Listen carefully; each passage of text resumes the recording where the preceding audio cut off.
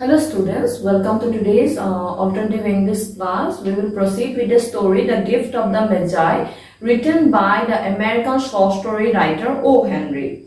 Till now we come to know that the story is about the love and sacrifices made by the protagonists Jim and Della, a poor young married couple who live a hard and struggling life in New York City. And they have been trying very hard to lead a life on a meager income of $20 per week, which cannot help them to make both the ends meet. And in spite of the financial constraints, in spite of the financial difficulties, Della had been trying very hard to save money for her Jim's Christmas present, by being stingy, by being on a fairly tight budget, and by trying to spend as less as possible on the daily purchases. But in spite of her best efforts, she had been able to save only $1.87, which was insufficient to buy Jim a nice Christmas present. And therefore, Della felt utterly helpless. She felt dispirited, she felt disheartened and very, very sad and depressed.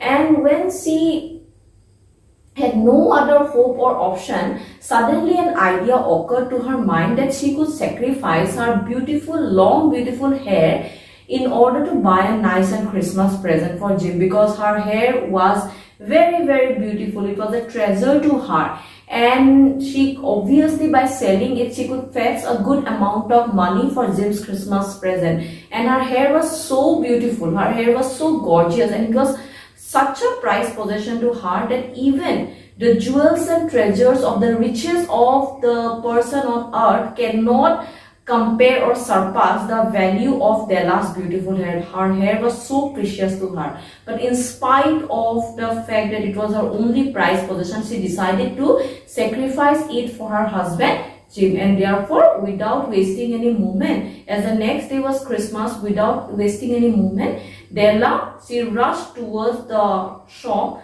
which sells and buys hair goods, and she immediately met the owner, Madame Sofronie. Last time in the class I told you something very interesting about Madame Sofronie. I want to repeat it one more time. So let us start from that particular portion of the story. Where she stopped and signed read, Madame Sofronie, hair goods of all kinds, page number 32. All kinds. One flight up Della ran and collected herself, panting. Madame Lars, too white chilly, hardly looked at Sofronie. Will you buy my hair? Asked Della. I buy hair, said Madame. Take your hat off and let's have a sight at the looks of it. Down rippled the brown cascade. $20, said Madame, lifting the mask with a practiced hand. Give it to me quick, said Della. Oh, and the next 2 hours tripped by on rosy wings. Now, Della, she went to the owner of a shop which buys and sells hair and hair goods. So her name is Madame Sofronie, the owner's name. And although the name Madame Sofronie represents something soft, something because Sofronie, it might imply or it might indicate something which is very delicate, something which is very someone who might be very emotional, sensitive towards others' feelings, or very, very emotional, a person who is very, very kind and generous. But unlike the name Sofronie, Madame Sofronie is a highly professional woman. She looks too rude, she looks very, very large, huge and stout. So Madame Sofronie doesn't look like a Sofronie, and through the conversation between Della and Madame Sofronie, we come to know that Madame Sofronie truly doesn't represent her name Sofronie. And Sofronie is also the name of a saint, Sofronie. So a saint is always associated with the qualities of generosity, self-sacrifice, nobility, your selfless love, unconditional love for others. But if we look at Madame Sofronie's personality or character, then she does not actually possess the qualities of a saint. So her name is a complete contrast to her, because through her conversation with Della we come to know that she has a very highly professional attitude. And when she took off Della's hair, when she lifted Della's hair to evaluate the price, or to tell the price, or when she lifted the hair to cut it off, Madame Sofronie was not having any kind of sensitive feeling towards Della. She could not understand the emotional turmoil or the sadness that Della was going through. So therefore her name is completely a contrast to her personality, because she is a highly professional woman whose main intention is to buy and sell hair, whose main intention is to make money out of hair and hair goods. So therefore when she cut Della's hair, when she lifted Della's hair to evaluate it, she didn't feel anything. She didn't have any kind of feeling towards Della, or she could not have any kind of, she was not feeling, she was not at all sensitive towards Della's pain. And then she told Della that she could buy hair for $20, because after looking at Della's hair, Madame Sofronie that told that the price would be $20, that $20 would be offered to Della. But at that particular moment, Della wanted the money as quick as possible. Now here a very noticeable trait can be seen, that Della, who is very very stingy, who is very very who always display her nature of stinginess, her nature of parsimony while purchasing the household goods. She always showcases the nature of stinginess or parsimony. But here, when she was selling her own hair to Madame Sofronie, she was not at all interested in bargaining. So here, why is Della not bargaining about the price? Because Della was in a hurry. The next day was Christmas, and she was too happy to get the amount of $20, because it would be sufficient to buy a nice and worthy Christmas present for Jim. And therefore, she was not at all bothered about bargaining about the price of her hair. Obviously, she could fetch a much better amount than $20, but still she didn't bother about bargaining about the price at that particular moment, because she was too happy to get the money of $20. Oh, and the next 2 hours tripped by on rosy wings. Forget the hash metaphor. She was ransacking the stores for Jim's present. She found it at last. It surely had been made for Jim and no one else. There was no other like it in any of the stores, and she had turned all of them inside out. It was a platinum fork chain, simple and chaste in design, properly proclaiming its value as substance alone and not by meretricious ornamentation, as all good things should do. It was even worthy of the watch. As soon as she saw it, she knew that it must be Jim's. It was like him, quietness and value. The description applied to both. $21 they took from her for it, and she hurried home with the 87 cents. With the chain on his watch, he might be properly anxious about the time in any company. Grand as the watch was, he sometimes looked at it on the sly on account of the old metal strap that he used in place of a chain. When Della reached home, her intoxication gave way a little to prudence and reason. She got out her curling irons and lighted the gas and went to work, repairing the ravages made by generosity added to love, which is always a tremendous task. Dear friends, a remote task.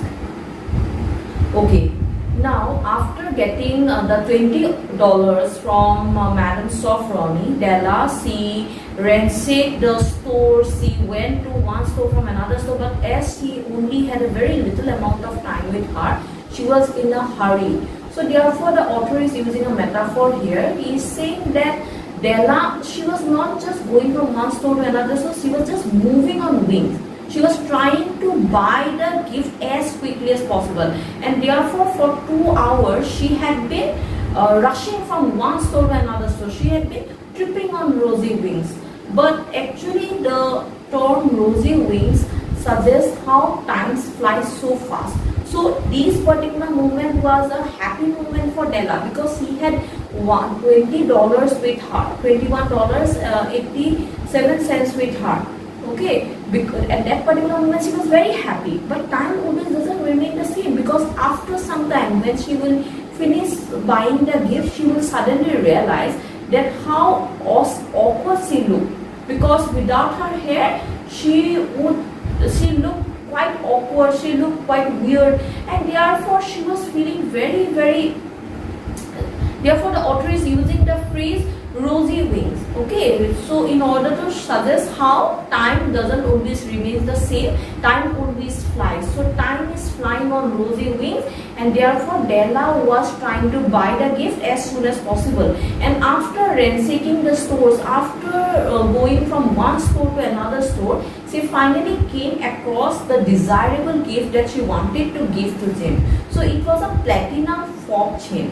So a fob chain is a chain which is actually attached to the edge of a pocket watch. So one end of the chain is attached to the pocket watch, the other end is attached to the edge of the pocket. So it's a platinum fob chain which Bella wanted to buy for her husband Jim. And why she had chosen this gift for Jim? It's a very important question which often comes in the exams. So why she had chosen to buy that particular fob chain for Jim? Because this fob chain represents Jim's simplicity, his quietness, his value, his lovable nature. Because when we look at a particular thing, so a thing is always the value of a thing is not actually known through the meticulous ornamentation or to the external appearance of the thing. Okay, so all that glitters is not gold. This particular phrase applies here. So every metal which look like gold, which shines like gold, is not actually gold. Okay, so gold is actually known because of the substance. So similarly, all good things, they are actually important or valuable because of the substance of which they are made of. Okay, because of the substance, not because of the external appearance, not because of the meticulous ornamentation or the external ornamentation.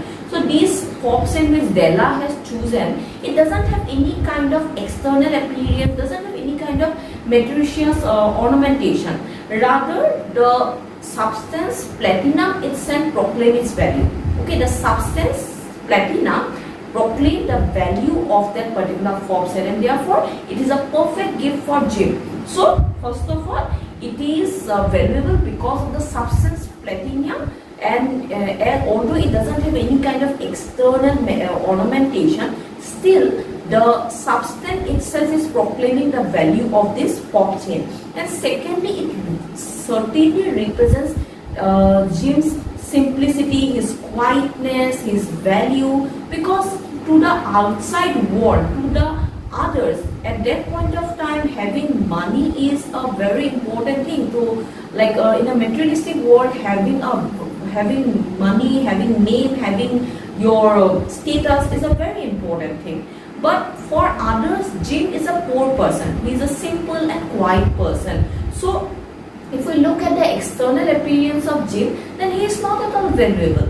But if we look at the qualities that Jim possesses, because towards the end part of the story we come to know how Jim sacrificed something which is very important to him, and therefore he is a person who is certainly worthy of our admiration, who is certainly worthy of our praise. Because Jim is a person who possesses the qualities of love, self-sacrifice and generosity. And therefore, although he doesn't have any kind of external appearance, or he doesn't have any kind of pretensions or any kind of status or any kind of your status symbol, still he is a person who is valuable, who is worthy of our attention, who is who is worthy of our admiration, especially worthy of the admiration of Della. So therefore, the fob chain represents Jim actually because it is representing his simplicity, his quietness. So although the thing doesn't have any kind of external ornamentation, still it is valuable because of the substance. Similarly, Jim is also valuable and important because of the qualities that he possesses. So in spite of his poverty, he possesses those beautiful qualities, those rare qualities which are very important and precious in this world of materialism and greed. And therefore, he is very valuable to us. So